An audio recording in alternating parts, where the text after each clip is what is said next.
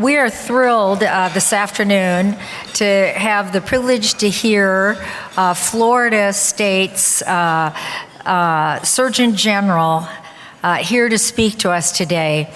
He's really a personal hero of mine from the standpoint of actually leading Florida and their people with reasonable calm, with common sense, and with recommendations that were firmly grounded in established and tried and true public health measures in a viral epidemic. Please read his bio, very impressive. And without further ado, Dr. Ladapo.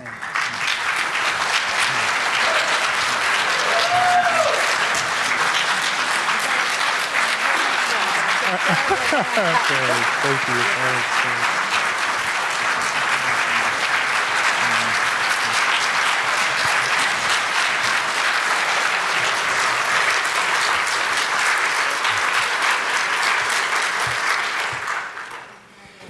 Hello, everyone. Good afternoon. Thank you very much for inviting me here to be with you guys and spend some time with you guys.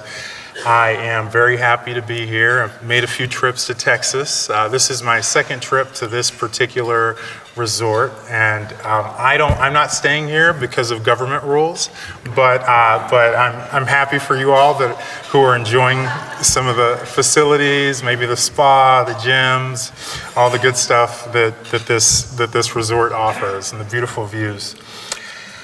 So we're gonna talk about some barriers to achieving human-centered public health. And we're going to talk about this because some people have really made it their passion project to demonstrate the very opposite of that over the past few years. And so it's nice to think about what public health, at least what the intention of public health is or was before it was distorted in the last few years. So I was going to say, so Simone, who I love and adore, she gave her presentation this morning, and I'll overlap with a few of the themes, and I might mention a few other things out of her talk. So the audience here, I'm really the newcomer, so I assume and I imagine many of you guys have been members of this organization for many years. I have not. I literally learned about this organization probably in the early part of the pandemic, maybe a little bit before then, but really more during the early part of the pandemic. So some of these themes you all have been wondering when everyone else is going to wake up for years. Way before I even knew much, probably even before I was even in medical school. So I won't spend too much time on these things because I think you all are quite familiar with them. I hope that some of the specific examples that I will present might be helpful. They'll align with your instincts, and your instincts will be correct. And they just may, again, provide some specific examples. And then there are going to be three categories that I'm going to touch on. And the third category is the one that is actually the most important. So why has public health gone so far astray? So one reason is that the pharmaceutical industry undermines public health. And that's not actually a completely accurate statement, because it's not so much that they're undermining it, it's that people in charge of public health are allowing it to happen.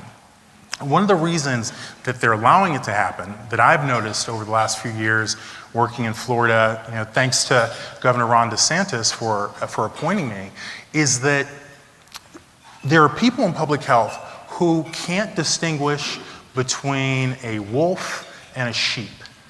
And this is not about casting judgment on the wolf or the sheep. This is just about being able to make good decisions. And you can't do that if you can't tell the difference between the wolf and the sheep sitting at the table. You need to be able to tell the difference to have a sense of what the parties you're working with are interested in, what their priorities are. And you look, it's crazy. It hurts the brain to think about. you've got all of these people, whether it's media or my colleagues in public health or our colleagues as physicians, who have decided that Pfizer is their best friend and has the answers to solving the world, is the great savior. No, they are an organization that happens to be in the business of developing pharmaceuticals for the purpose of maximizing profits. And that's what they are. And I say that without judgment, I mean, people can do what they want, and that's what they are interested in doing, fine. But unfortunately, many people in public health and many physicians, particularly over the last few years, see them as something that they're not. And it is to the detriment of every single individual in America, every patient, and this idea of thinking of good health policies that actually help people. So some of my favorite specific examples of this include this study. I remember seeing, when I first read this study many years ago, and I just thought, God bless these researchers for thinking of this idea, and thank goodness that they did it. So these were some psychiatrists, I think they were some Harvard guys too, who what they did is they looked at 12, 13, 14 antidepressants. And they looked at what data the pharmaceutical companies that were trying to get these drugs approved submitted to the FDA, and they compared that to what was in the published literature. And very simple idea, right? So they obtained these FDA records of all the studies that were done for these drugs, because it's publicly accessible or can be requested. And then everything that was published about these drugs, because that's publicly accessible also. And and what did they find? So you can just focus on the graph on the top. So the lightest bar this graph on the top shows published studies, and it categorizes them by the FDA's decision. So when the FDA, in that top bar, when the FDA had a positive decision about the study, 97%, almost all of the studies were published. So that light bar means that the study was published. And the darkest bar means that it wasn't published. And it was published and it agreed with the FDA decision. So that's what happened when the FDA said yes. When the FDA's decision was indeterminate, so that's the middle bar, now you see the shadings changing, right? So about half of the studies, now we're talking a much larger proportion of studies are not being published. And then the ones that are being published are this middle shade and that middle shade represents when the study was published, but the findings were in conflict with what the FDA said, right? And then you get to the third group, when the FDA said no, thumbs down on the drug. And you're sitting at the table with a wolf. So this is what a wolf does, because it's a rational thing to do. So now you see the shaded portion is really large, right? So these studies, when the FDA says no, they're not being published. When they are being published, you see that middle color, which is to say that the FDA says no, but the enterprising researchers and staff members at the company found a way to spin the no into a yes, right? They found another outcome in the study. They found some way to take the results of this study and spin it as being positive. And then occasionally the studies were published and they actually agreed with the FDA's findings. But this is what a wolf does. And if you're a policymaker, you need to know that you are dealing with a wolf, and you're not dealing with someone who's here to make everything jolly and be your friend and always tell you the truth, because it just doesn't fit with their priorities, their interess.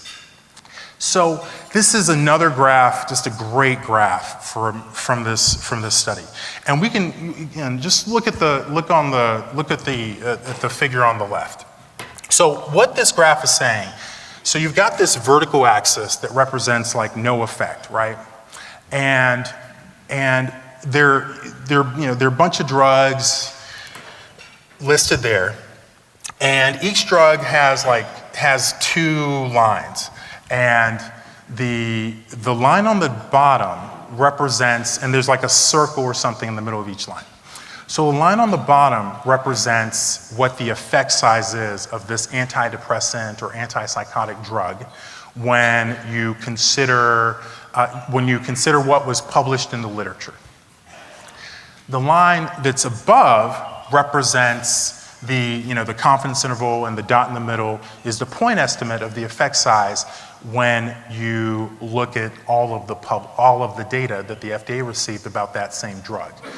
And what does the wolf do? Well, the wolf likes to publish stuff that is, that's favorable, because the wolf wants to eat dinner. And the wolf, the more money the wolf makes, the bigger the dinner is. And so that's how the wolf operates. But what's the reality? Well, when you look at, you see the pattern here. The effect size is over here, very positive when you look at what's published in the literature. But when you look at all the data, the effect size over here. And in fact, as you can see from some of those confidence intervals represented by the lines, they completely and totally cross unity, right? They cross the point of having no effect based on rules for calling something statistically significant. So this is one of the reasons that public health has been certainly failing in the last few years, because they've forgotten who the hell they're sitting at the table with. They think that they're sitting with their best buddy. No, it's Pfizer, it's Merck, these are companies whose interests are not your interests. Their interests are different. And Lord have mercy, for the life of me, I don't know why people have forgotten to keep their senses about them in terms of who they're negotiating with. So this is a book that I really enjoyed. John Abramson, who's a very interesting guy, who's actually, he's a primary care doctor. He's in Boston. And he actually was interviewed by Joe Rogan some time ago, maybe, I think within the past year or so, maybe in the past 2 years.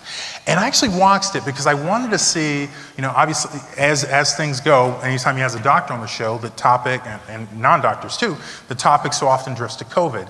And I wanted to see how Dr. Abramson would respond.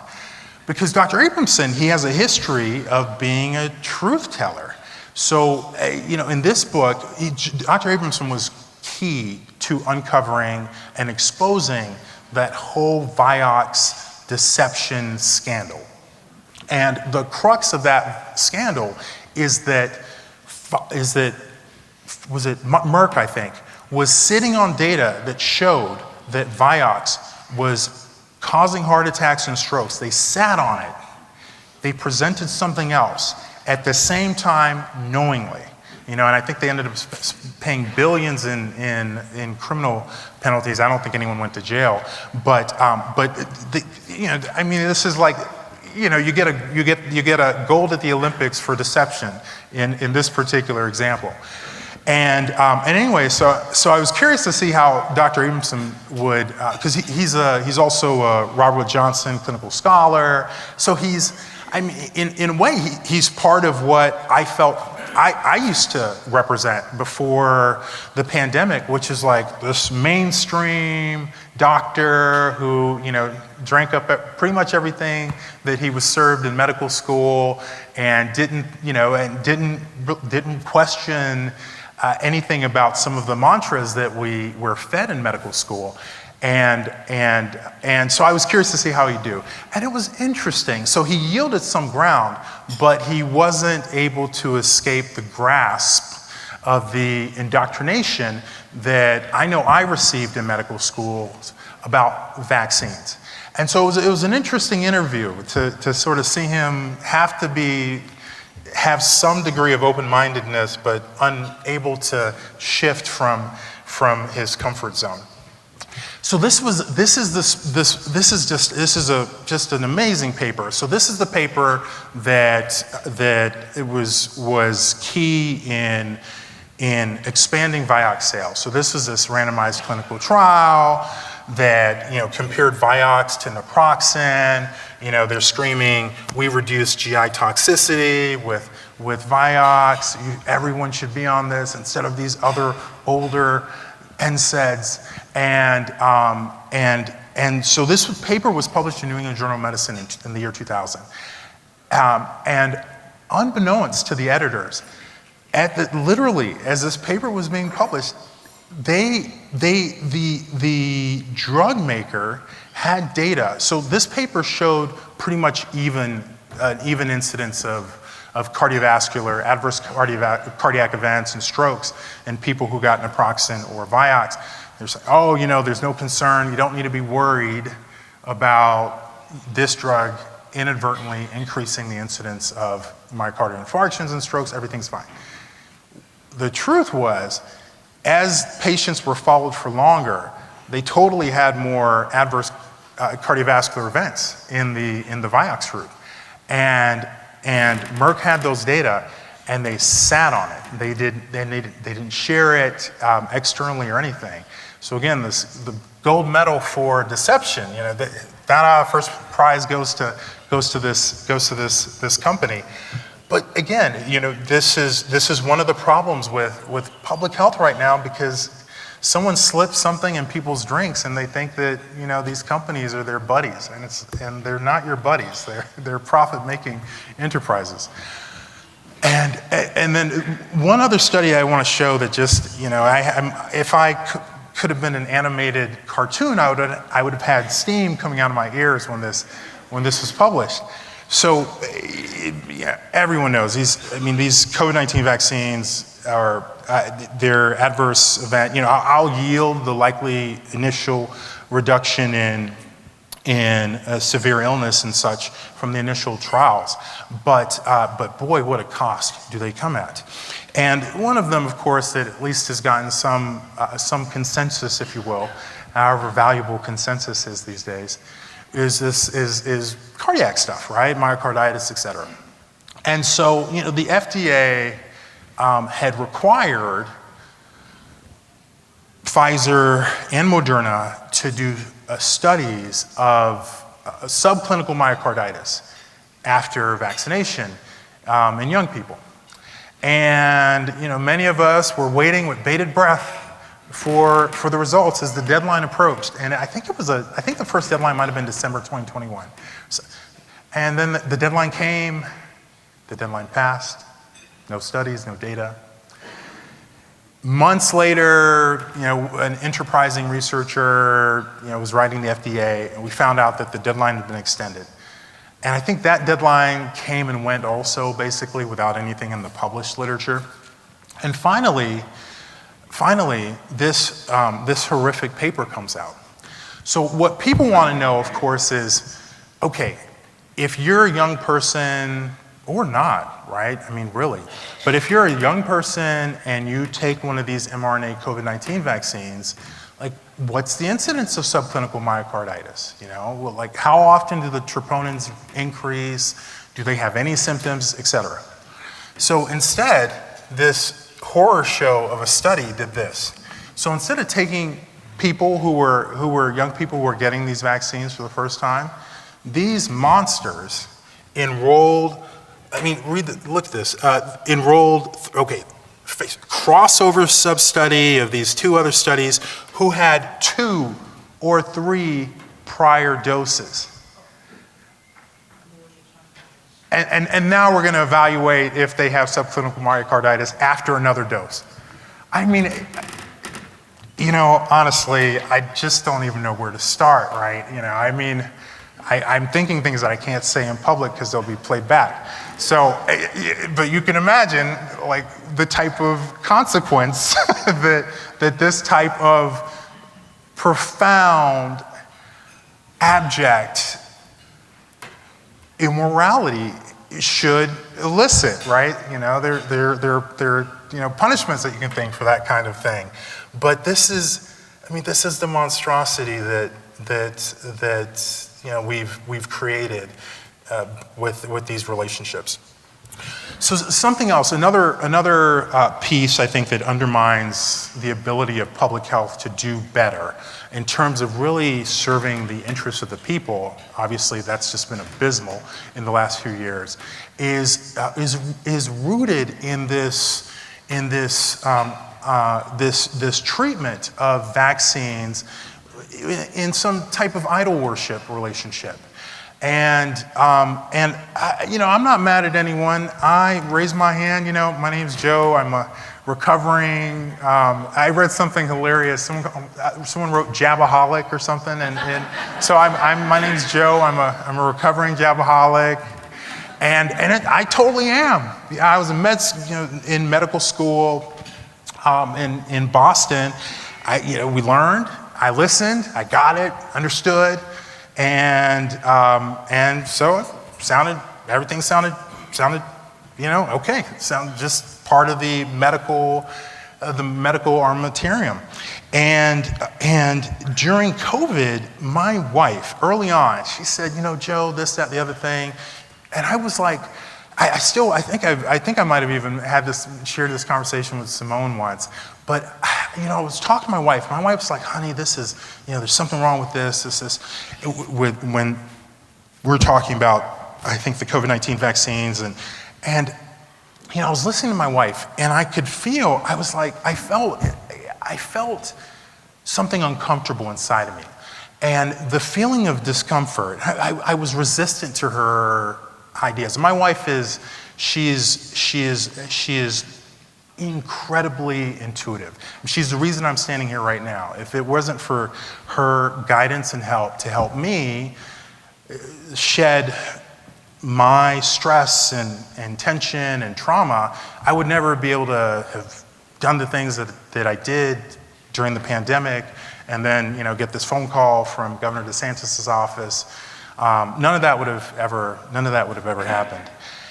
And so my wife is saying these things, and I'm feeling myself, I feel uncomfortable, and I'm resisting her ideas. And I took a moment, and it's always worth taking a moment. When an idea makes you feel uncomfortable, that is, that's your angels saying, I'm gonna help you out today. Let me bring something up that you can have a chance to explore. Most of the time, unfortunately, we don't take that opportunity.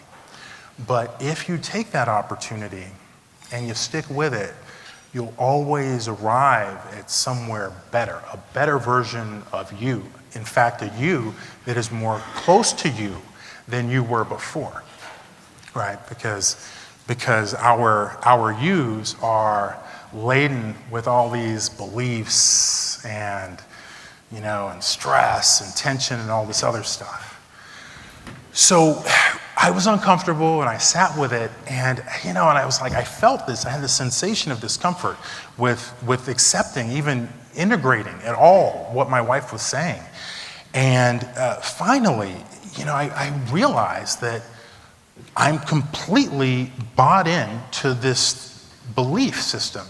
And the reason I feel uncomfortable is because my wife's words are threatening this belief system. And my gosh, why do I that doesn't feel like something that's mine. That feels like something that I picked up along the way. And it doesn't even feel like something that's honest and true.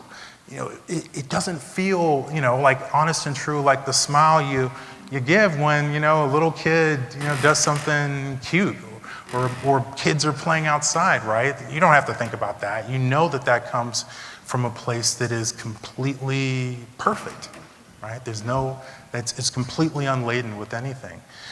And as I explored it more, and it was a process, but just knowing that I was holding on to some belief and trying to protect some belief helped me make my way through the journey of unpacking my indoctrination. And that involved understanding better that, first of all, it had happened to me, that I had subscribed unknowingly to a belief system that wasn't about data, it was about doctrine and following.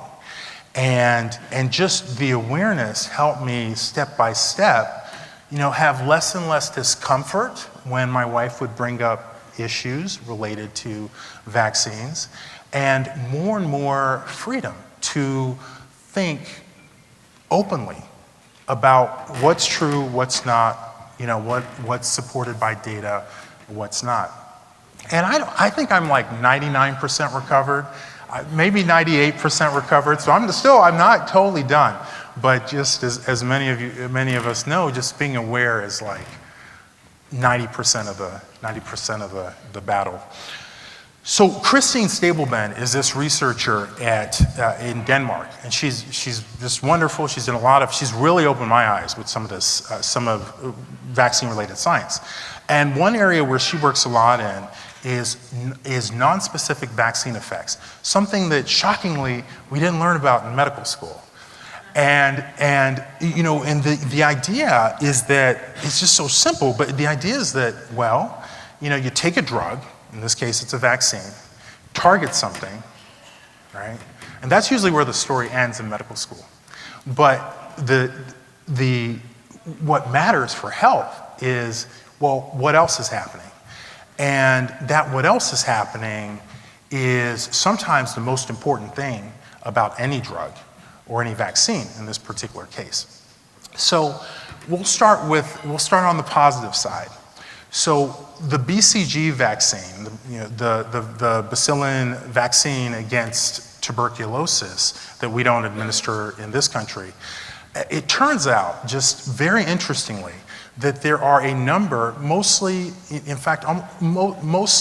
observational, but there are some randomized controlled trials too, that show that it has non-specific effects that don't have anything to do with tuberculosis, but actually improve overall health. So this is a paper by Christine Stableben, and then this is another study it's a meta-analysis that looked at BCG vaccination in little kids.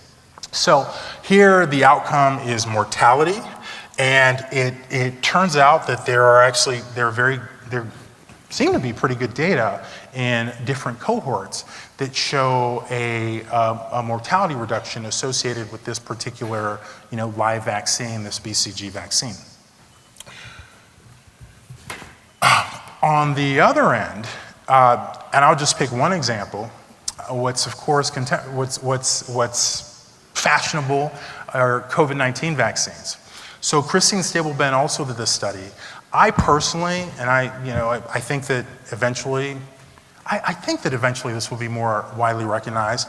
I personally believe, and I would bet my life on it, that one of the worst things about these mRNA COVID-19 vaccines is that they destroy people's immune systems.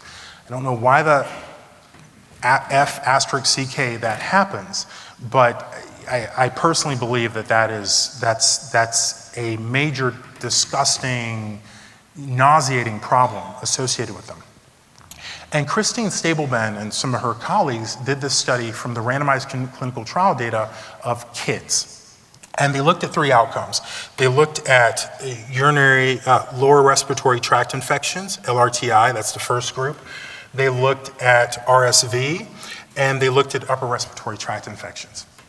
And as is easy to see, the kids in the randomized controlled trials had a higher incidence of lower respiratory tract infections, and who received these mRNA COVID-19 vaccines, and a higher incidence, it's borderline non-significant, but give me a break, right? This is Pfizer's witch magic, trying to keeping those confidence intervals where they want them, but of RSV also. So talk about your non-specific vaccine effects that are clearly relevant to human health, but aren't even an afterthought for nearly all of the physicians in this country because of the indoctrination that happens with vaccines, right? That doesn't happen with medications in general, it doesn't happen with surgeries, but it happens with vaccines.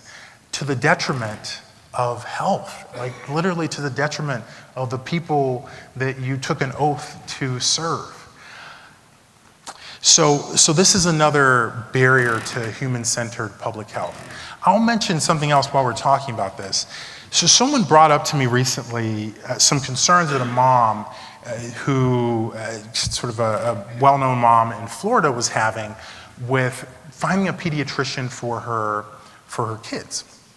And I know a little bit about this because I've called around pediatricians in our area, in the Tampa Bay area where we are, where my kids and my wife live.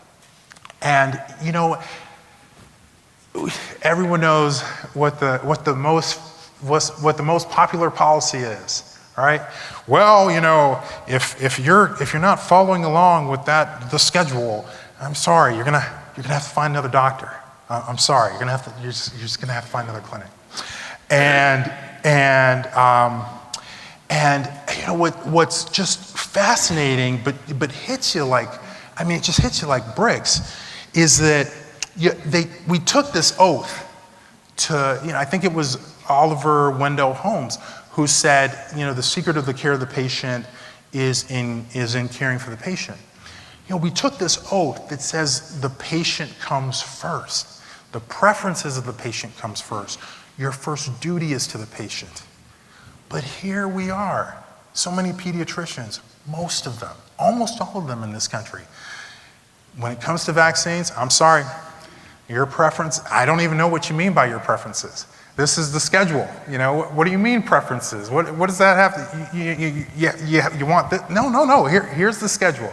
This is what we're doing here. And it's just, it's fascinating, right? Like literally with everything else, you know, it's pain or antibiotics or you know, other treatments, you consider the patient's preferences, the family's preferences, et cetera. That's what being a good doctor means. But with this case, it's like King Tut. It's just, this is the line and you need to pick your side. That's like, so it's fascinating that doctors, with this indoctrination, doctors are able to literally abandon something that is supposed to be the most important thing about being a doctor. So one day, hopefully, we'll figure that one out. And then the third piece, as a barrier to human-centered public health, is our vulnerabilities as individuals. So I was trying to decide about which ones I would highlight today, and I decided on division, disconnection, and discordance. So by division, what I'm talking about is the tendency for people to get into an us versus them dynamic. And I'm going to try and explain this well, and I might fail. I probably will fail because it's nuanced, but I'll try. So one of the things that I work hard not to do this. Is it the case that literally, you know, there are people who are completely, diametrically opposed to my ideas, your ideas, Simone's ideas? Totally. But do we have to get into an us versus them dynamic with it? We don't. It's very easy to do. Right, to go into that us versus them dynamic.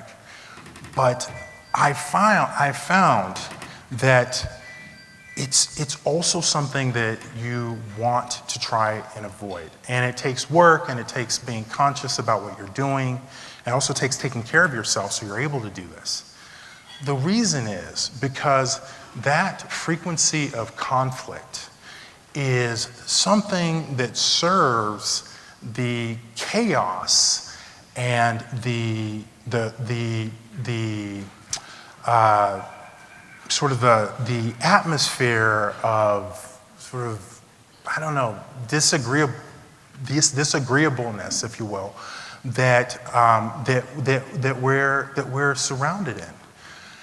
And what is more, it also takes away from you. as an individual to enter that frequency of us versus them. It takes away from each and every one of us. In a way, when we attack other people, we attack ourselves. And it's not to say that there are bad ideas out there. There are terrible ideas out there. You know, totally terrible ideas out there. And so that doesn't change. But in terms of dealing with the ideas, it's much more empowering. Will take less energy of you and will take less energy from you to remain with your ideas and communicate those ideas as the way forward, or the reason why it's a better way to think about a problem, rather than being in the us versus them or frequency, which always diminishes us. So that's one thing, and I apologize for not being able to explain it better, but that's one piece that is a challenge, I think, that is a challenge in public health leaders. Sort of an extreme version of it is how literally for some of these debates, because of the us versus them and inability to lay out a vision, I mean, the people who oppose, say my ideas, your ideas, they have nothing new to say, right? All they can do is repeat the same old lines, because they're not creating anything. They're just trying to hold on to something, right? They're trying to keep people within some belief system, trying to keep people from thinking that they did something wrong over the last few years, or that they're doing something wrong now. They're not creating anything. There's nothing inspiring about what they're doing, and they're losing. Like, they're literally, they've got media in their pockets. They've got tons of moneyed interests in their pockets, but they're losing, and they're losing every single day. As every day more people leave their side and come to our side. The second thing that is a challenge is disconnection. And what I mean by disconnection is our connection to what is real, right? So what is real? You take a walk on this beautiful resort property, beautiful flowers. I saw this gorgeous butterfly earlier this afternoon, just a beautiful butterfly. Nice views out there. Like, that's real. And that realness of nature is, it's a gift, because within that realness is God, right? And our souls, our immortal souls, and all that connection to everything that's beautiful, that's around us, and to each other. When you have stronger connection, you don't shake when Dr. Fauci comes on the TV and says everybody's gonna die if they don't stay at home and wear half a dozen masks at the same time, and stop shaking hands, stop touching each other, none of that. You don't shake when you have a stronger connection, because immediately when you hear that nonsense, it hits you, and it's like, this isn't integrating. This doesn't feel right. But when you don't have that strong connection, when your reality is like TikTok, or how many likes did I get on that tweet, or what the heck's, what's the latest in my phone all the time, then when Dr. Fauci comes on the TV, it's like, okay, all right, so that's the newest thing I need to do. So disconnection from source, right? From whatever you want to call it, the universe, God, your souls, is what makes us vulnerable to rubbish and evil and deception. And unfortunately, there's probably never been more disconnection on the face of the planet in the history of time than there has been over the last few years. And then the third thing that is a challenge for individuals in public health and this goal of human-centered public health is discordance. And by discordance, I'm talking about internal discordance. I'm talking about the fact that we live on this planet. Every day we experience stress. And that stress affects the biology of our being. All of us in this room are beautiful souls, immortal souls, who also happen to live in the world where we, every day, every hour, are gathering and picking up and accumulating more and more stress and tension and trauma sometimes. And it builds a discordance between the beauty of our perfect, infinite souls and connection to God, a discordance between that and what shows up in this world, right? How we show up in this world. And with this last point, this is where my wife saved my life. I met my wife on a plane. She was going to California. I was going back to the Harvard Kennedy School of Government when I was doing that in between during medical school.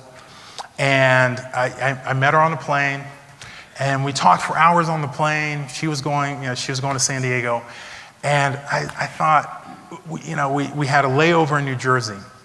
We were coming from the Virgin Islands, and I thought, she's going somewhere else, but we just had such a nice conversation. Let me get her phone number. And we had such a nice conversation. And over the next year, over the next several months, I fell in love with my wife. And I had no idea what was happening. I had no idea what was happening because I was one of the most disconnected but functional human beings walking around. I had some early life trauma that really shook things up for me, unknowingly. I was a little boy. Little boys, kids can only integrate so much, right? And if they receive an impulse that is too much for their consciousness, it causes trauma. It always has an effect. And as I fell in love with my wife, with love being the perfect entity that it is, this representation of God's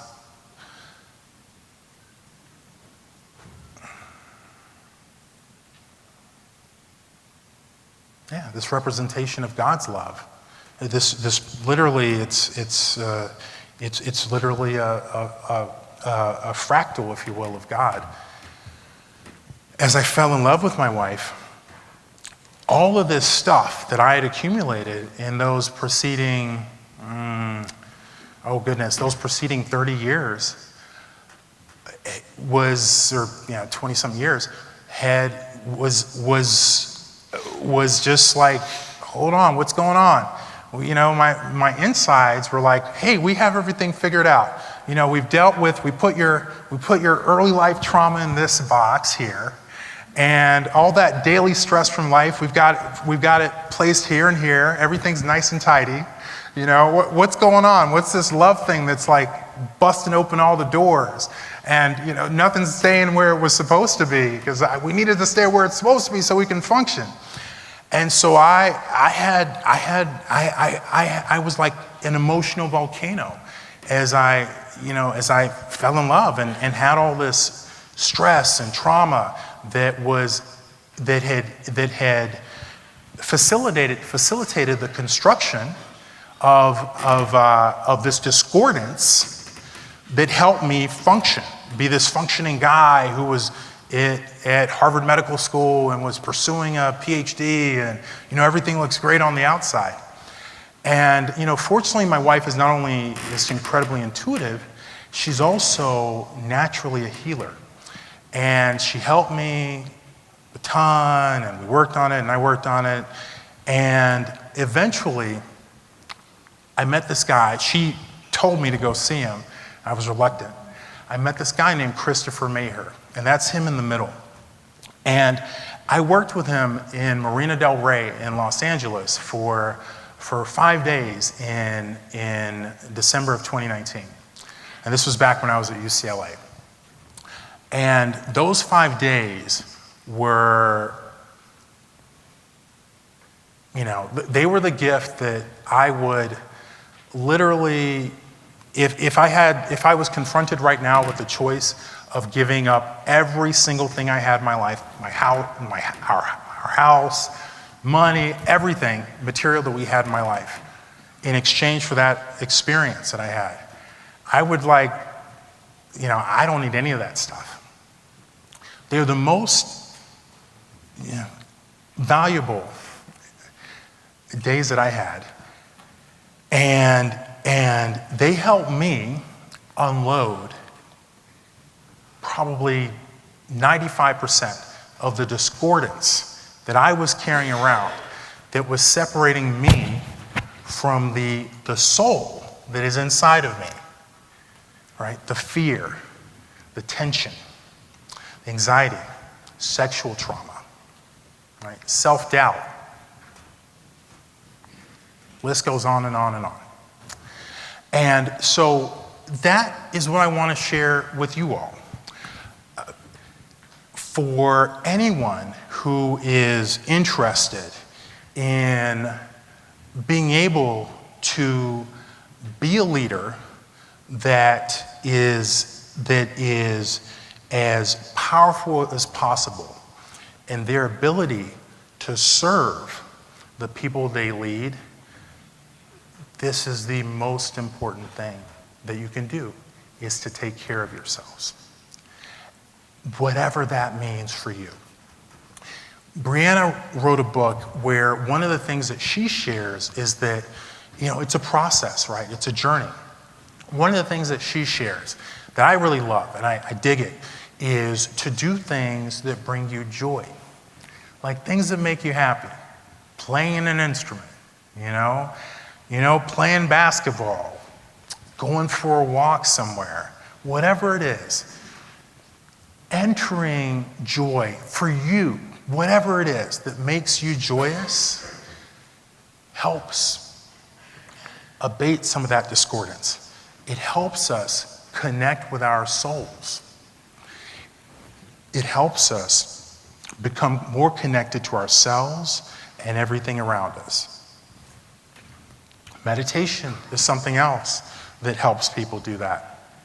And for people who, want the full treatment, well, it still turns out that in my investigations, I haven't found anything more powerful than the work that I did with Christopher Maher. And I showed this one slide over there at the end there is an example of one of the things that I learned from working with him, and I do every single day. Like literally, I worked with him almost 5 years ago, and I haven't missed a single day of. Actually, there have been a couple days that I missed, but 99 point whatever % adherence, if you will. Because it's important to me to be as powerful as I can be, because I need to be. I've got, just like Simone, I got people gunning at me, people trying to, say, hey, walk over here and there's a hole, or, hey, do that, and and there's a boulder that's going to fall on you. So I have to be the very best that I can be. And when I may say best, I mean as aligned with my soul and my connection to God and what I know to be true and what I feel is right in terms of the right path to go in the right direction. I have to be that. I have to be that. I have to be that if my goal is to serve powerfully. I have to be that if my goal is to continue to serve, frankly, because there are landmines everywhere. And so this one it's an example of one of the things that I do every day. This is an exercise that is, it's one of the ones I do. And there are a bunch that I do every day. I haven't gone a day since that day without doing some. And there were a few days, like when we were moving, it was so busy that I didn't get to all of them. But this is an example. And the BEST stands for Bioenergetic Self-Transformation Series. And that's what it is. And I wish I could explain the biology better. Maybe there's some DNA methylation going on. I don't know. I don't understand the biology. But I know that it works. I know that it's real. I know that the doors that it opens is unique for every individual, because we are all, each and every one of us is a unique soul.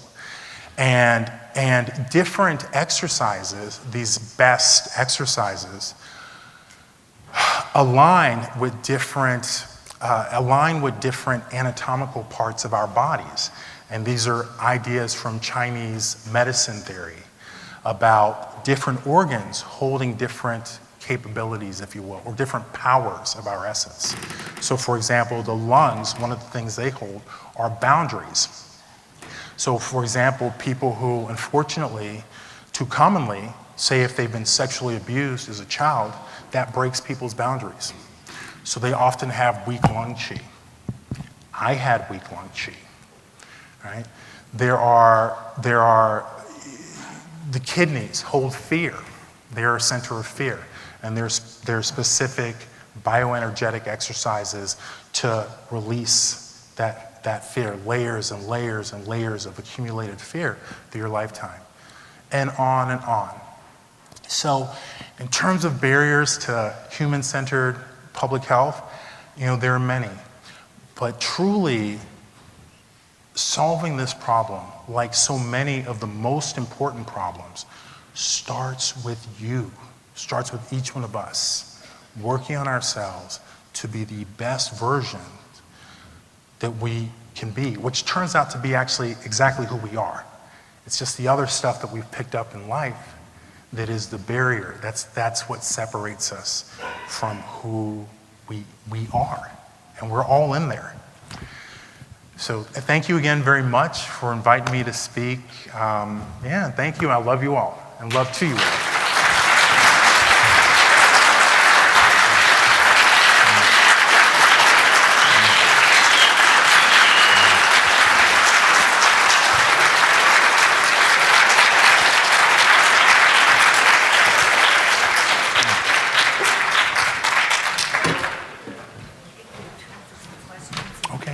Sure, yeah. All right, Jeremy, do you want to, if anyone has any questions here, we'll pass the microphone around.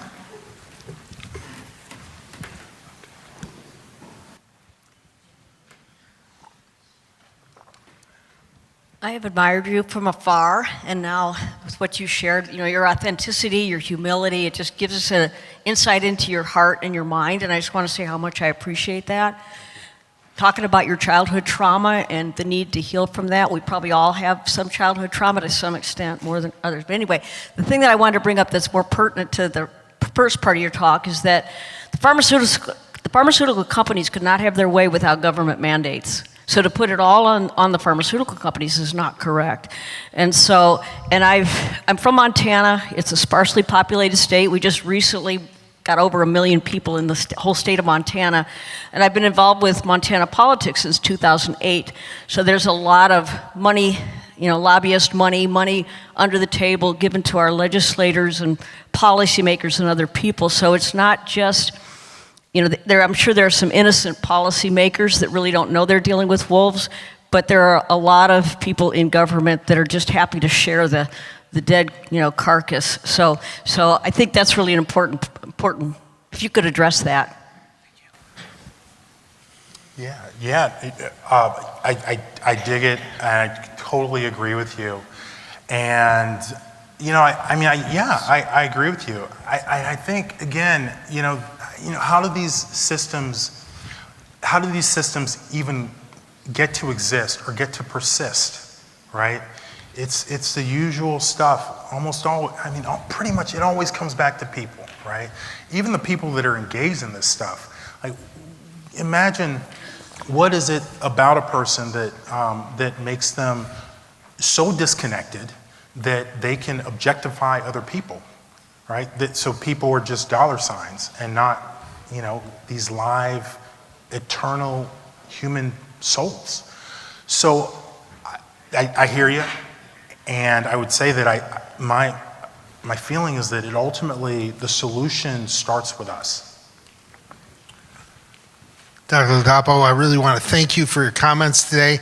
They were incredible. I want to thank you for being a light in a dark world, honestly, in Florida, and what you've done has been incredible.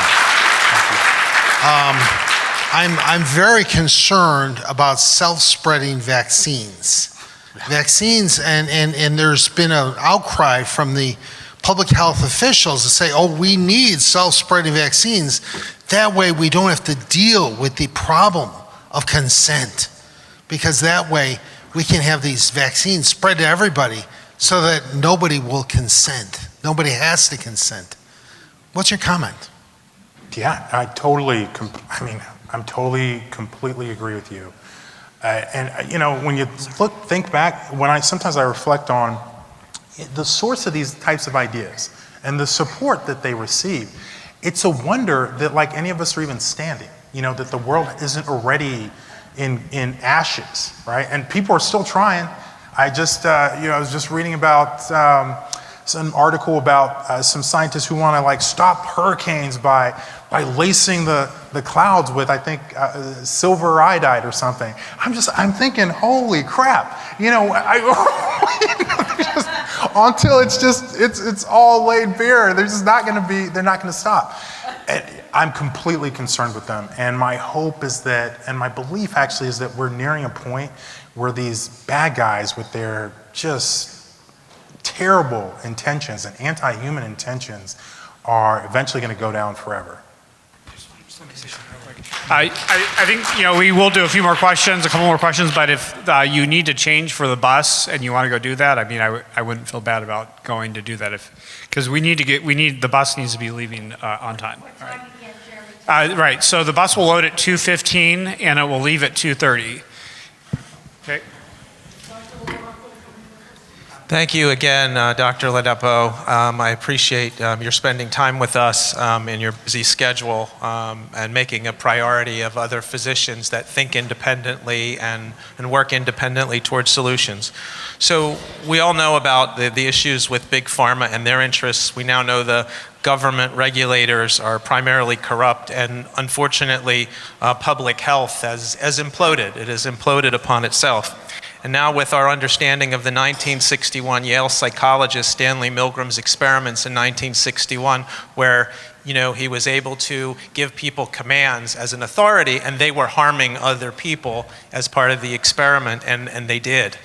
So that explains a lot. It seems that with all of this, there's a lot to overcome, but it seems that our fail-safe would be informed consent. How do we return to informed consent as our fail-safe? I totally agree with you. I think that, we have so many systems right now that are pitted against like human interests.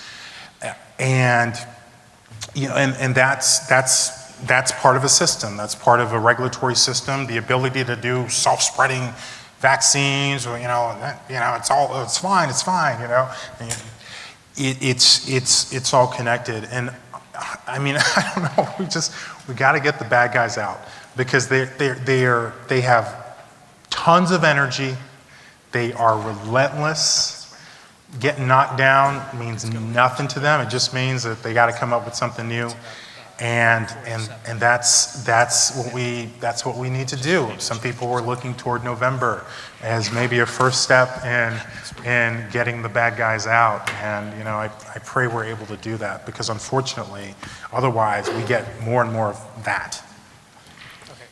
Well, thank you very much. We so much appreciate it. All the best to you. Continue your wonderful work. Thanks. Thank you. Thanks for inviting me.